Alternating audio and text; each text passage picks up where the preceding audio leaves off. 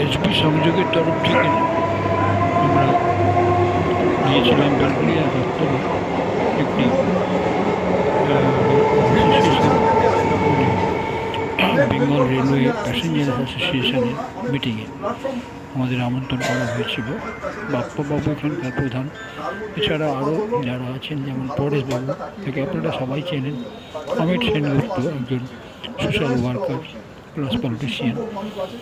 তো এই সব মিলিয়ে একটি অরাজনৈতিক সংগঠন তৈরি করা হয়েছে এখানে, যেখানে মানুষের সেবায়, মানুষের রেল পরিষেবায় যাতে ডেভেলপমেন্ট হয়, প্যাসেঞ্জাররা যাতে রীতিমতো ভালো সুরক্ষা পান, সমস্ত রকম প্ল্যাটফর্ম এবং অন্যান্য ডেভেলপমেন্টের কাজে যাতে রেলওয়ে সম্পূর্ণ সহযোগিতা করে, এবং তার জন্য তারা বিভিন্ন দরবারে তারা বিভিন্ন অফিসে বা ম্যানেজমেন্ট লেভেলে তারা মেমোরেন্ডাম প্লেস করেছেন এবং আন্দোলন করে চলেছেন।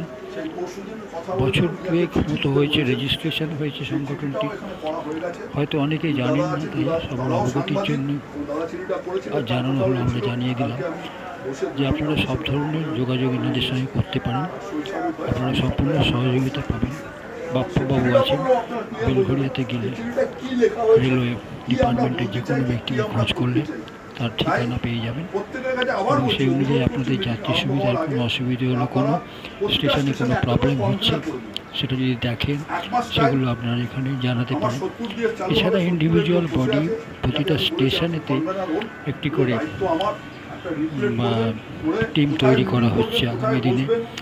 প্রতিটা টিম তারা কোঅর্ডিনেট করবে এই বাপ্পাবাবুর সঙ্গে, এবং সেভাবেই সংগঠনের কাজকর্ম চলবে। ঢাকুরিয়া থেকে এসছে, বিভিন্ন জায়গা থেকে মানুষ এসছে। আমার মুখের দিকে তাকিয়ে কেউ আসে, তাদের নিজেদের স্বার্থে সুন্দর থেকে আরো সুন্দরতর কি করে করা যায়। আমি মিটিংয়ে আলোচনাতে বললাম না, আমি আলোচনা মিটিং করবো যখন বলে দেবো, এবং আপনাদের কাছে সহযোগিতা চাইছি, এটাই আমার মিটিং শুরু।